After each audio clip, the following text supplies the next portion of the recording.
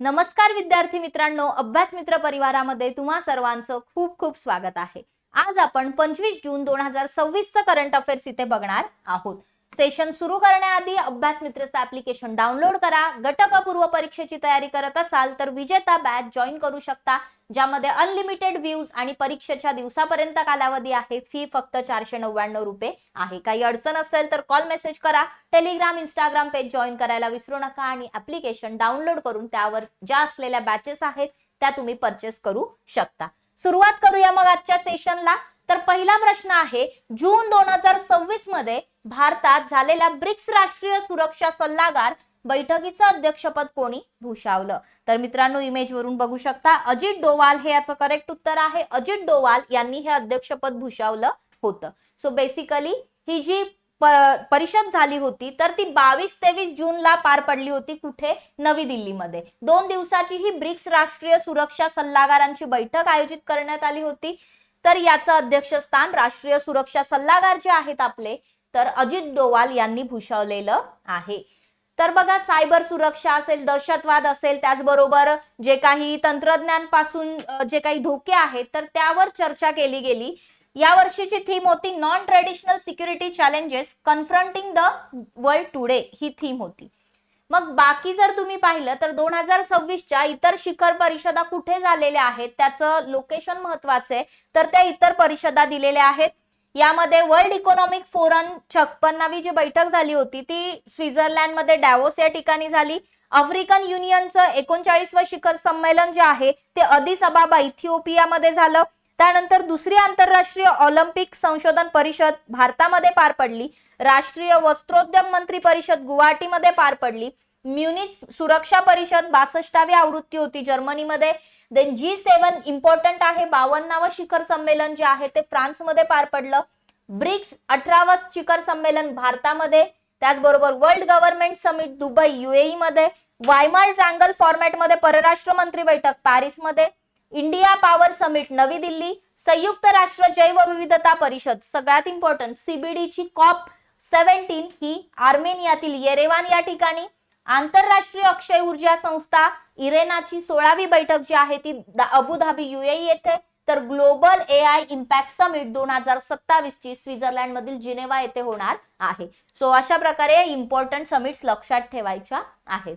पुढचा प्रश्न आहे, उत्तर प्रदेशातील धनाउरा येथे असलेल्या भारताच्या पहिल्या खाजगी हायब्रिड 2G इथेनॉल प्रकल्पासाठी कोणत्या मंत्रालयाने 150 कोटी रुपयांच्या आर्थिक मदतीला मंजुरी दिली आहे? सो इथे जर आपण पाहिलं तर हे काय, तर एक प्रकारे पेट्रोलशी रिलेटेड गोष्ट आहे। सो इथे पेट्रोलियम आणि नैसर्गिक वायू मंत्रालय, ऑप्शन नंबर 4 हे करेक्ट उत्तर तुमचं येणार आहे।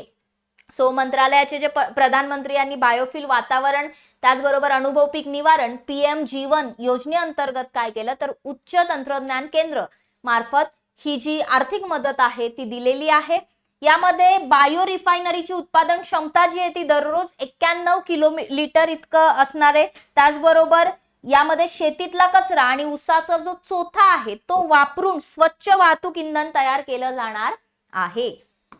जून 2026 मध्ये उल्हास उपक्रमांतर्गत कोणतं राज्य भारताचं 6वं पूर्ण साक्षर राज्य बनलेलं आहे? Most important question. तर करेक्ट आन्सर आहे उत्तराखंड। उत्तराखंड राज्य हे या अंतर्गत 6वं पूर्ण साक्षर राज्य बनलेलं आहे। मग उल्हासचा फुल फॉर्म काय, तर understanding life long learning for all in society. मग उल्हास जो प्रकल्प आहे किंवा हा जो प्रोजेक्ट आहे तो भारत सरकारच्या शिक्षण मंत्रालयाने सुरू केलेला आहे। एक नवीन भारताचा प्रमुख साक्षरतेशी रिलेटेड कार्यक्रम आहे।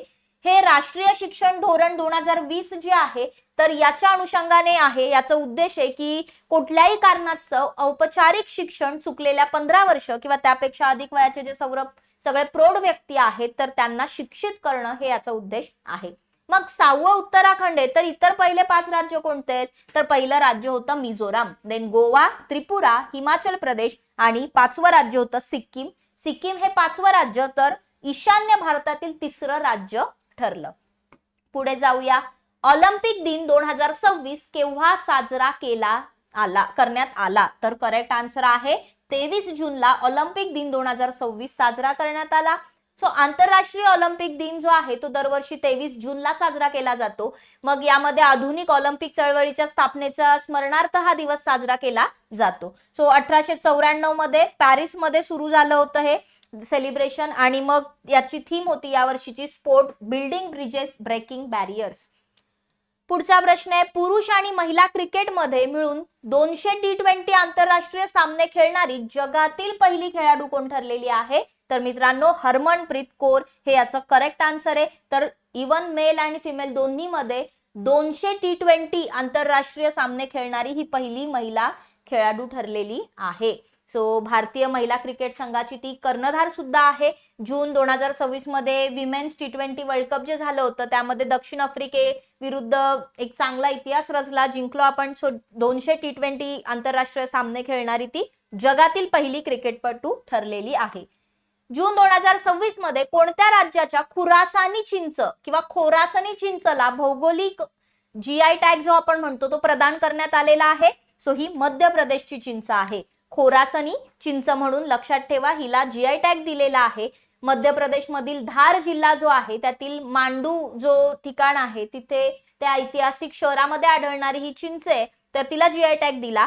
सो प्राचीन आफ्रिकन बाओबाब जे वृक्षाचं फळ आहे तर ते इथे आपल्याला हे बघायला मिळतं, खोरासनी चिंच. 14व्या शतकामध्ये मोहम्मद खिलजीच्या राजवटीमध्ये मांडू येथे ते आणलं गेलं होतं. मग GI टॅग जर आपण पाहिलं तर अशा गोष्टीला दिला जातो की त्यांचं एक भौगोलिक संकेत असतं, मग ते त्या ठिकाणचं म्हणून ओळखलं जातं. तर जे काही वस्तू आहेत त्यांचं भौगोलिक संकेत नोंदणी आणि संरक्षण अधिनियम 1999 अंतर्गत जे उत्पादन आहे त्यामध्ये विशिष्ट भौगोलिक प्रदेशाशी संबंधित गुणधर्म किंवा वैशिष्ट्य ज्यामध्ये असतात त्याला तो GI टॅग दिला जातो. जून 2026 मध्ये कोणत्या देशाच्या पंतप्रधानांनी केअर स्टारमर यांनी आपल्या पदाचा राजीनामा दिलेला आहे?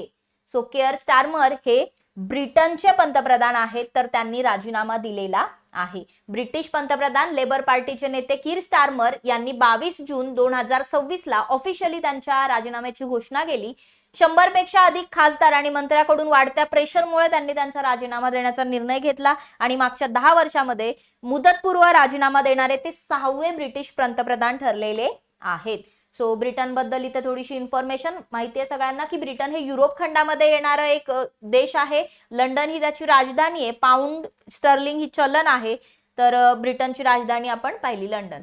देन जून 2026 मध्ये केंद्र सरकारने 3 वर्षाच्या कालावधीसाठी पुनर्नियुक्त केलेले भारताचे सॉलिसिटर जनरल कोण आहेत? Again most important question. So Tushar Mehta हे भारताचे सॉलिसिटर जनरल बनलेले आहेत 3 वर्षाच्या कालावधीसाठी आणि ते पुनर्नियुक्त केलेले आहेत. सो जर ज्येष्ठ वकील आहेत ते राईट. सो ज्येष्ठ वकिली तर ते त्याच्यासाठी क्रायटेरिया असतो. देन चौथ्यांदा 3 वर्षाच्या नव्या कार्यकाळासाठी मंजुरी त्यांना दिलेली आहे. सो 1 जुलै 2026 पासून 30 जून 2029 पर्यंत ते भारताचे सॉलिसिटर जनरल म्हणून काम करणार आहेत. अटॉर्नी जनरल यांच्यानंतर सॉलिसिटर जनरल जर आपण पाहिलं तर भारत सरकारचं दुसरं सर्वात वरिष्ठ कायदा अधिकारी असतं.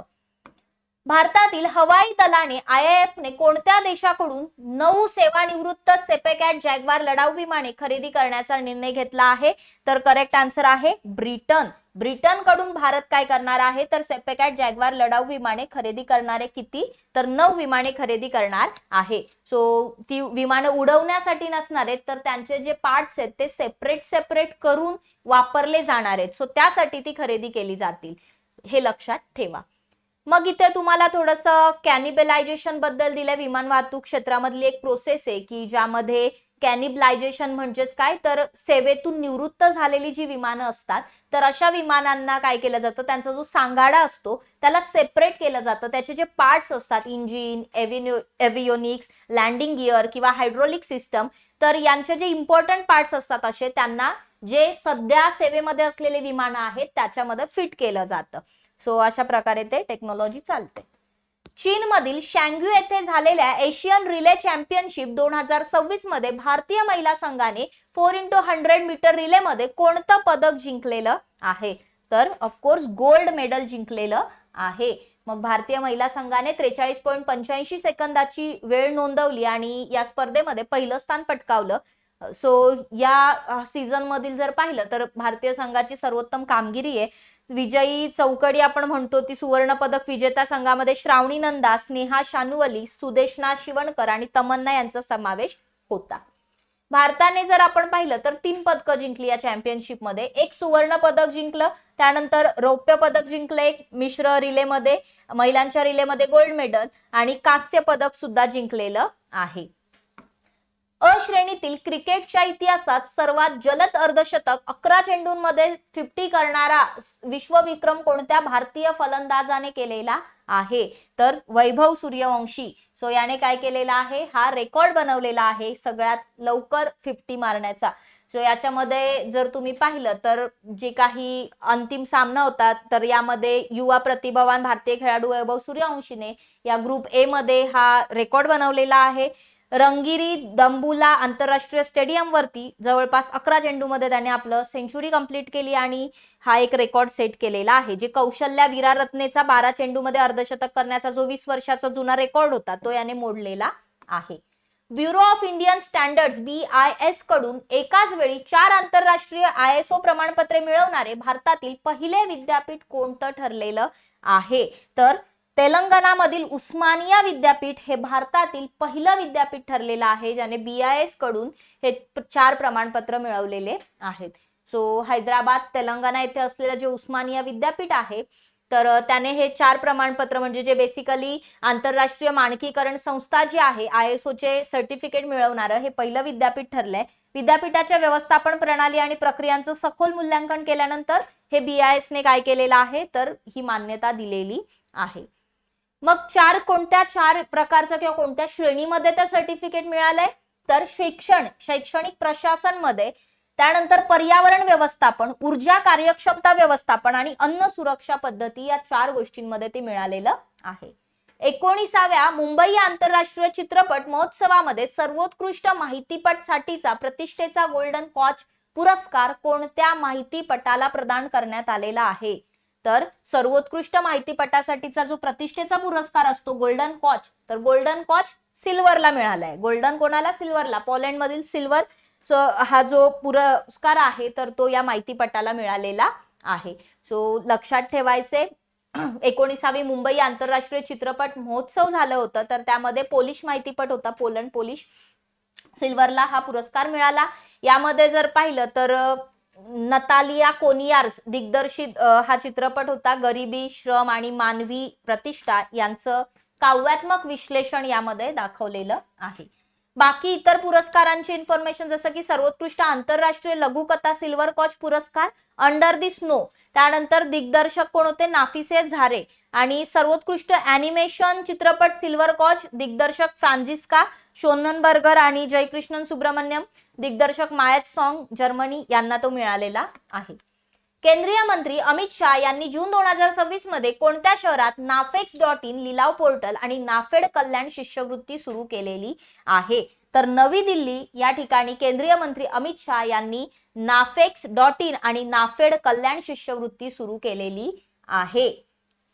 त्याचबरोबर सहकार मंत्री अमित शाह यांनी नवी दिल्लीतील अटल अक्षय ऊर्जा भवन या ठिकाणी हा जो लिलाव पोर्टल आणि ही शिष्यवृत्ती आहे ती सुरू केली. तर हे जे पोर्टल आहे nafex.in ते national agricultural cooperative marketing federation of India म्हणजेच नाफेडचे जे कृषी उत्पादन आहे त्याच्यासाठीचं एक विशेष असं डिजिटल लिलाव पोर्टल आहे. नाफेड कल्याण शिष्यवृत्ती जर पाहिली तर ती कशासाठी आहे? शेतकऱ्यांचे जे मुलं आहेत त्यांना आर्थिक सहाय्य देणारी एक समर्पित कल्याणकारी योजना आहे जी शेतकरी समाजाच्या शिक्षणाला पाठिंबा देते आणि त्यासाठीच ती काय केलेली आहे? सुरू केलेली आहे. हरियाणाला जल क्षेत्रामध्ये आत्मनिर्भर बनवण्याच्या उद्देशाने सुरू केलेल्या जलसंवर्धन हरियाणा प्रकल्पाअंतर्गत जागतिक बँकेने जून 2026 मध्ये किती रकमेचं कर्ज मंजूर केलेलं आहे? तर करेक्ट आन्सर आहे 4,000 रुपये कोटींचं कर्ज जे आहे ते मंजूर केलेलं आहे. वर्ल्ड बँकेने जल क्षेत्रामध्ये आत्मनिर्भर बनण्यासाठी जलसंवर्धन हरियाणा प्रकल्पाअंतर्गत रुपये 4,000 कोटींचं कर्ज जे आहे त्याला मंजुरी दिली आणि या प्रकल्पाचा एकूण खर्च जो आहे तो 5,714 कोटींचा खर्च आहे. आणि या अंतर्गत हरियाणाचे जे तालुके आहेत जिथे भूजल साठ्यांचा अतिवापर झालाय तर त्यावर स्पेशली फोकस केला जाणार आहे. सो तिथे जे काही मॉडर्न टेक्नॉलॉजी आहे तर त्याचा वापर करून वॉटर कन्झर्वेशनला प्रोत्साहन दिलं जाणार आहे. तर हे इथे आपल्याला लक्षात ठेवायचे. अशा प्रकारे आजचे जे क्वेश्चन्स होते ते आपण कंप्लीट केलेले आहेत. मित्रांनो, अभ्यास मित्रचं ऍप्लिकेशन डाउनलोड करा. विजेता बॅच जी आहे ती तुम्ही तिथून जॉईन करू शकता.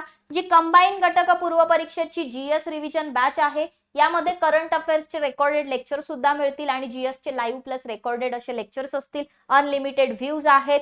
फी फक्त 499 रुपये आहे. काही अडचण असेल कॉल मेसेज करा. टेलिग्राम इंस्टाग्राम पेज जॉईन करा आणि अभ्यास मित्रचं ऍप्लिकेशन डाउनलोड करायला विसरू नका. मग मित्रांनो, आजचा टेस्ट क्वेश्चन आहे. मला कमेंट बॉक्स मध्ये सर्वांनी आन्सर सांगायचे. नवी दिल्ली येथे अमित शाह यांनी कोणतं पोर्टल आणि कोणती शिष्यवृत्ती सुरू केलेली आहे?